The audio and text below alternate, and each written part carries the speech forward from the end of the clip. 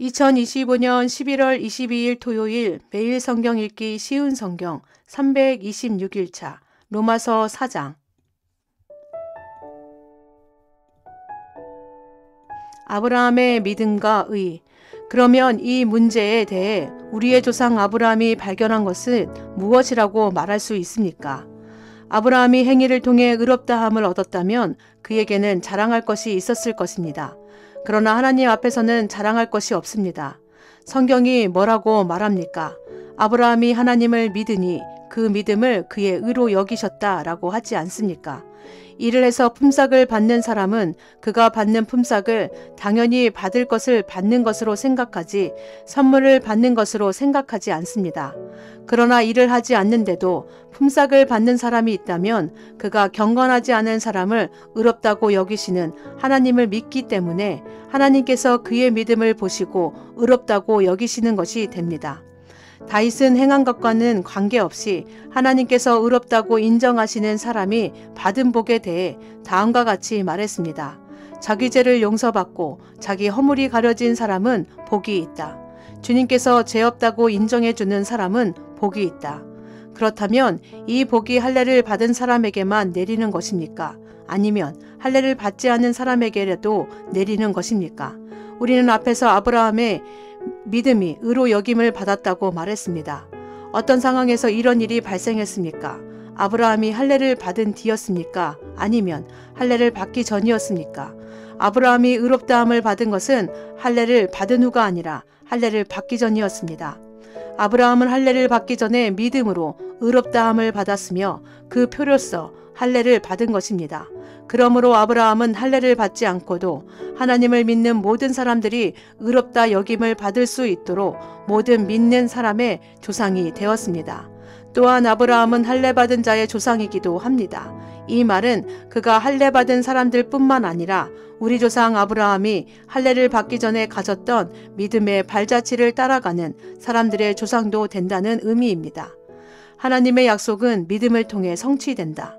하나님께서 아브라함과 그의 후손에게 그들이 세상을 물려받을 상속자가 되리라고 하신 약속은 율법을 통해 온 것이 아니라 믿음으로 인한 의를 통해 주신 약속입니다. 만일 율법을 지키는 사람이 상속자가 된다면 믿음은 쓸모가 없어지고 약속도 무용지물이 되고 말 것입니다. 율법은 하나님의 진노를 야기하지만 율법이 없다면 율법을 범하는 일도 없을 것입니다. 그러므로 하나님의 약속은 믿음을 통해 주어집니다. 이렇게 하신 것은 하나님께서 아브라함의 모든 자손에게 약속을 은혜로 주시기 위해서입니다. 모세의 율법 아래 사는 사람뿐만 아니라 우리 모두의 조상 아브라함처럼 믿음으로 사는 사람들 전부가 아브라함의 자손이 됩니다. 성경에 내가 너를 많은 민족의 조상으로 삼았다고 기록되어 있는 것처럼 아브라함은 그가 믿은 하나님 곧 죽은 사람도 살리시며 없는 것도 있게 하시는 하나님을 믿었습니다. 아브라함은 소망이 전혀 없었지만 하나님께서 내 자손이 이와 같이 많아질 것이다 라고 말씀하신 대로 자기가 많은 민족의 조상이 될 것을 믿고 소망하였습니다. 아브라함은 100살이나 되어 거의 죽은 사람이나 다름없게 되었고 살아도 나이가 많아 아기를 낳을 수 없다는 것을 알았지만 하나님을 믿는 믿음이 약해지지 않았습니다. 그는 하나님의 약속에 대해 불신하거나 의심하지 않고 오히려 그 약속을 굳게 믿어 하나님께 영광을 돌렸습니다. 아브라함은 하나님께서 친히 약속하신 것을 이루실 능력이 있다는 것을 확신했습니다. 이것이 바로 하나님께서 그 믿음을 그의 의로 여기셨다라고 말씀하신 이유입니다. 그의 의로 여기셨다는 말은 아브라함만을 위하여 기록된 것이 아닙니다. 그 말은 우리 주 예수님을 죽은 자 가운데서 다시 살리신 분을 믿음으로 의롭다함을 얻게 될 우리를 위해서도 기록되었습니다. 예수님은 우리의 죄 때문에 죽임을 당하셨고 우리를 의롭게 하시려고 다시 살아나셨습니다.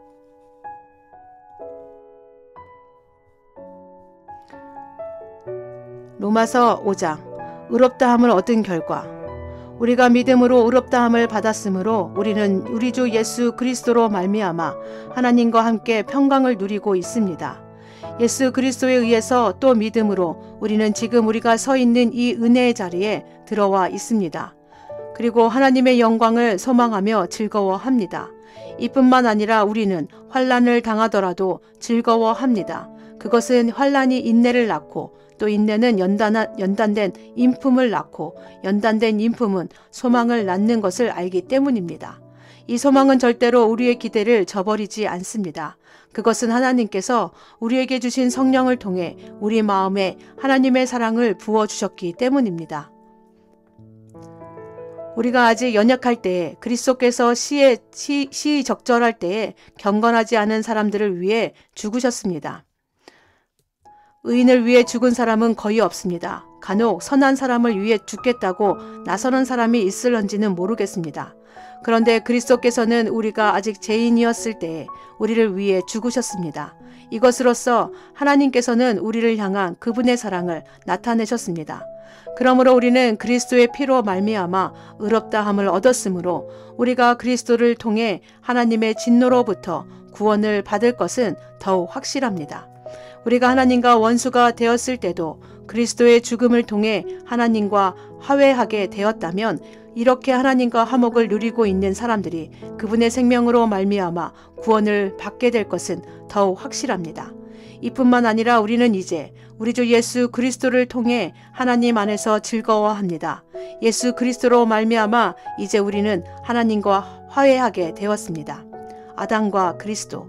그러므로 한 사람을 통해 죄가 세상에 들어왔고 그 죄를 통해 사망이 들어온 것처럼 모든 사람이 죄를 지었으므로 사망이 모든 사람에게 이르렀습니다.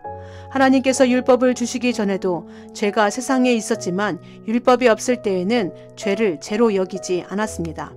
그러나 사망은 아담 시대부터 모세 시대에 이르기까지 심지어 아담이 지은 죄와 똑같은 죄를 짓지 않은 사람들마저 지배하였습니다. 아담은 장차 오실 분의 모형입니다. 하지만 하나님께서 주시는 은혜는 아담이 지은 죄와 비교가 되지 않습니다. 많은 사람이 그 한 사람의 죄 때문에 죽었다면 한 사람 예수 그리스도의 은혜로 인한 하나님의 은혜와 선물은 많은 사람에게 더욱 넘쳤습니다. 또한 하나님의 선물과 아담의 죄는 차이가 있습니다. 한 사람의 죄 때문에 심판이 오게 되고 모든 사람을 정죄에 이르게 했으나 하나님의 은혜의 선물은 많은 범죄 때문에 오게 되어 많은 사람에게 의롭다함을 받게 하였습니다. 한 사람의 죄로 말미암아 사망이 왕노릇하였다면 하나님의 넘치는 은혜와 의롭다고 여기시는 선물을 받는 사람들은 한 분 예수 그리스도를 통해 참 생명 안에서 더더욱 왕노릇하게 될 것입니다. 그러므로 한 사람의 범죄 때문에 모든 사람이 죄인이 되었지만 한 사람의 의로운 행동 때문에 모든 사람에게 생명을 낳게 하는 의로움이 발생했습니다. 한 사람의 불순종으로 많은 사람이 죄인이 되었듯이 한 사람의 순종으로 많은 사람이 의인이 될 것입니다.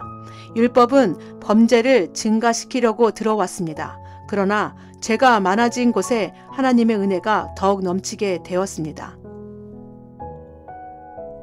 죄가 사망 안에서 왕노릇 하였듯이 은혜는 의를 통해 우리 주 예수 그리스도로 말미암아 영생을 얻게 하기 위해 왕노릇 할 것입니다.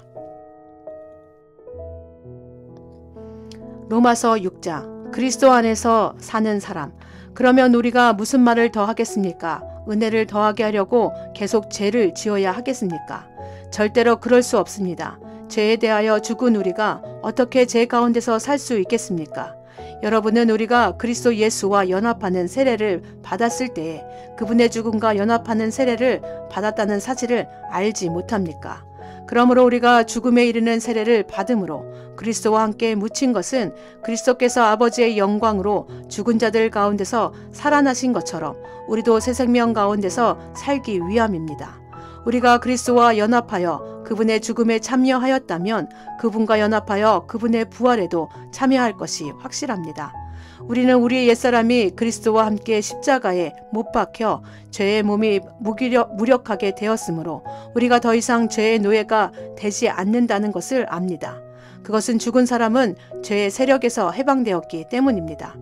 우리가 그리스도와 함께 죽었다면 또한 그리스도와 함께 살아날 것도 믿습니다. 그리스도께서는 죽은 자들 가운데서 살아나셨기에 다시는 죽는 일이 없어 죽음이 그분을 지배하지 못한다는 것을 우리는 압니다. 그리스도께서 죽으신 것은 죄에 대해서 단번에 죽으신 것이며 그리스도께서 다시 살아나신 것은 하나님께 대하여 살아나신 것입니다. 이와 같이 여러분도 여러분 자신을 죄에 대해서는 죽은 사람으로 하나님께 대해서는 그리스도 예수 안에 살아있는 사람으로 생각하십시오. 그러므로 죽게 될 여러분의 몸에 죄가 왕노릇하여 몸의 욕심을 따라 살지 않도록 하십시오. 또한 여러분의 몸을 불의를 행하는 도구로 죄에게 내어주지 말고 죽은 자들 가운데에서 살아난 자들답게 여러분의 몸을 의를 행하는 도구로 여러분 자신을 하나님께 드리십시오. 여러분은 율법 아래 있지 않고 은혜 아래 있으므로 죄가 여러분에게 왕노릇 할 수가 없습니다. 의의 종, 그러면 어떻게 해야 하겠습니까? 우리가 율법 아래 있지 않고 은혜 아래 있다고 해서 죄를 짓자는 말입니까? 절대로 그럴 수는 없습니다. 여러분이 어떤 사람에게 복종하여 여러분 자신을 그 사람에게 바치면 여러분은 그 사람의 종이 된다는 것을 알지 못하십니까? 여러분은 죽음에 이르는 죄의 종이 될 수도 있고 의에 이르는 순종의 종이 될 수도 있습니다. 그러나 하나님께 감사할 것이 있습니다. 여러분이 전에는 죄의 종이었으나 전수받은 가르침에 분내 전심을 다해 복종함으로써 죄로부터 해방되어 의의 종이 되었습니다. 여러분의 육신이 연약하기 때문에 일상적인 말에 예를 들어 말하겠습니다. 여러분이 전에는 여러분의 몸을 더러움과 불법의 종으로 들여 불법을 행했습니다. 그러나 이제는 여러분의 몸을 의의 종으로 들여 거룩함에 이르십시오. 전에 여러분이 죄의 종이었을 때는 의의 다스림을 받지 않았습니다. 그때 여러분이 얻은 열매는 무엇입니까? 지금에 와서 부끄러워하는 그 일들의 마지막은 사망이었습니다. 그러나 이제는 여러분이 죄에서 해방되어 하나님의 종이 되었습니다. 그리하여 거룩함에 이르는 열매를 맺고 있습니다. 그 일의 마지막은 영생입니다.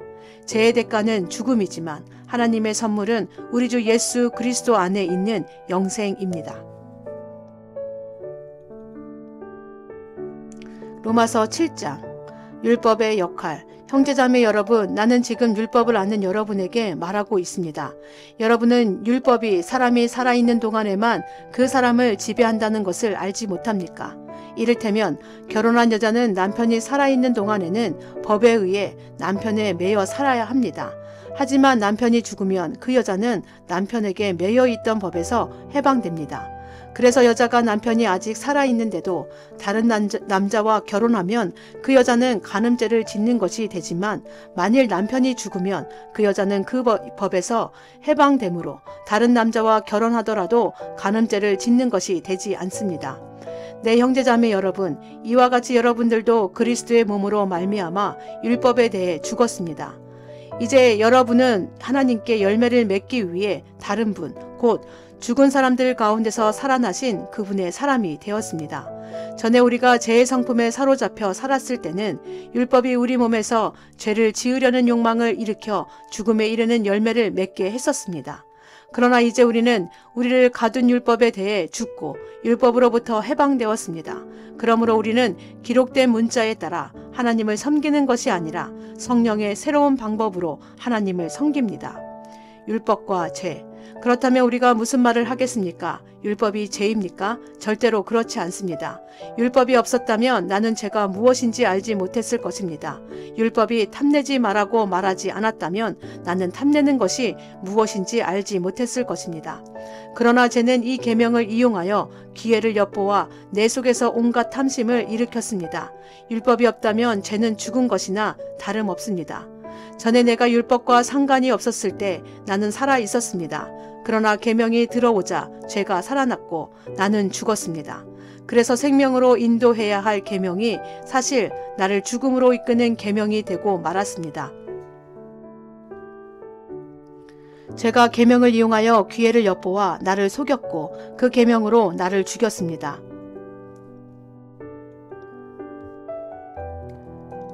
그러므로 율법은 거룩하며 계명도 거룩하고 의롭고 선합니다.